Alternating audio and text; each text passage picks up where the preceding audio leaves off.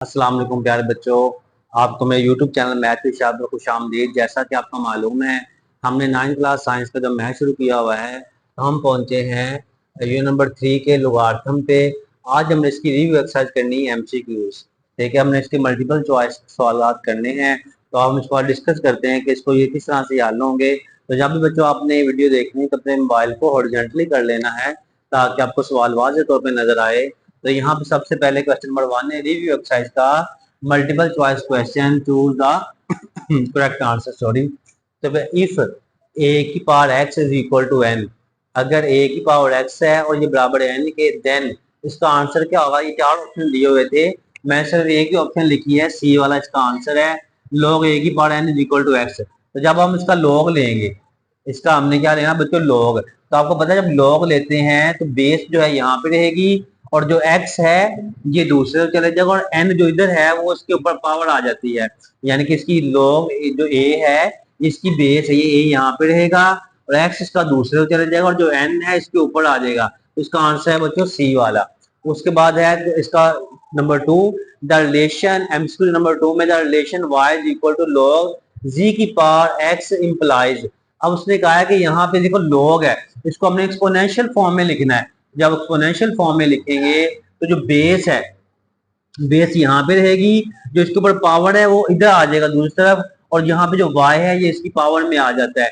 यानी कि जब आपने लोगारिथम फॉर्म में या आपने इसको एक्सपोनेंशियल फॉर्म में लिखना होता है तो लॉग का जो बेस होती है ये सेम एक जगह पे रहती है और जो इसके ऊपर पावर है वो इधर आ जाती है और जो y है ये इसके ऊपर आ जाएगा। तो इसका आंसर है बी वाला बच्चों, द लोगारिथम ऑफ यूनिटी। तो एनी बेस इज, किसी असास पर ए का लोगारिथम डैश के बराबर होता है। अगर आप कैलकुलेटर से log 1 ले, अगर आप कैलकुलेटर से log 1 लें तो जवाब बच्चों का आएगा 0 आएगा। उसके बाद logarithm of any number to itself as base is, अगर किसी अदद के लोगारिथम की असास वही अदद हो तो जवाब क्या आता है, जवाब 1 आता है। मतलब मैं कहता हूँ log ए की पावर ए, तो इसका जवाब 1 के बराबर होगा। log 2 की पावर 2 है, यानी कि जब बेस और उसका कुव्वतनमा एक जैसा होता है, बेस और एक्सपोनेंट एक जैसा हो तो जवाब 1 के बराबर आएगा। तो बच्चे इसका आंसर है ए वाला।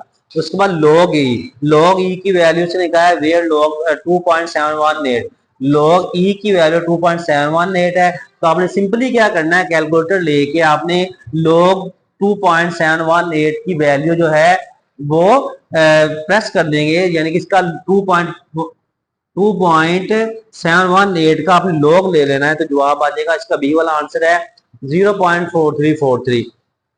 उसके बाद इसका छठा सवाल है MCQ number 6, the value of log p over q is. अब इसकी वैल्यू क्या आ गई, तो जब आप ये log है इसको अलग अलग शक्ल में लिखते हैं, जो है इसको लोगारिथम फॉर्म में लिखेंगे तो ये log p है और ये डिवाइड हो रहा है तो जब ऊपर जाके माइनस हो जाएगा, log p minus log q, इसका जवाब आ जाएगा आंसर ए वाला, इसका आंसर 6 वाले का। अब एमसीक्यू नंबर 7 है, तो log p minus log q is same as. अब उसने कहा है कि log p और log q है वो सेम है। किस तरह से सेम है, क्योंकि जब इसका log हम कॉमन लेंगे तो p ये माइनस है तो नीचे आके ये क्या आ जाएगा, डिवाइड हो जाएगा। log m की power n can be written as, कहता कि आप log m की पावर n को इस तरह से भी लिख सकते हैं कि जो n है ये शुरू में आ जाएगा log m, क्योंकि जब लोगारिथम होता है तो उसमें जो पावर होती है वो शुरू में आती है, n log m। उसके बाद log b की power a multiply by log c की पावर b। अब इसको हम log c की पावर a b वाला, इसका आंसर ये कैसे होगा। मैंने आपको लोगारिथम का 4th लॉ ऑफ लोगारिथम पढ़ाया था, उसमें मैंने आपको बताया था log a और log b is multiply by फिर log b divide by log c।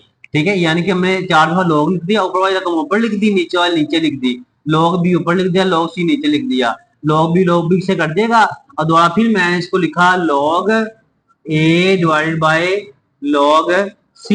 जब मैं log कॉमन लूंगा यहाँ से, log मैंने कॉमन लिया तो नीचे वाली रकम नीचे रहेगी, ऊपर वाली ऊपर रहेगी, तो log c की पावर a इसका आंसर है। log y की power x will be equal to, ये किसके इक्वल है, तो हमने क्या किया, हमने यहाँ पे log, ये देखें log y की पावर x था तो हमने log z ले लिया, हमने क्या ले लिया, log zx divided by log zy। यानी कि हमने इसका अलग से लॉग ले लिया नहीं, यानी कि लॉग जी बेस के साथ हमने क्या किया, इसकी पावर इसको बना दिया एक्स और वाई को। तो इसका आंसर है बच्चों सी वाला। तो ये हमारा क्वेश्चन नंबर 1 एमसीक्यू का मुकम्मल हुआ बच्चों। तो आपने हमारे यूट्यूब चैनल मैथ विशाल को सब्सक्राइब कर देना और बेल आइकन को भी प्रेस कर देना है ताकि नई आने वाली वीडियोस आपको मिलती रहे। अगर आप दुनिया और आखिरत में कामयाब होना चाहते हैं तो बच्चों आप अपने वालिदैन की खिदमत करें और नमाज पढ़ते रहा करें। अल्लाह ताला आपको कामयाबी और कामरानी अता फरमाए। अल्लाह हाफिज।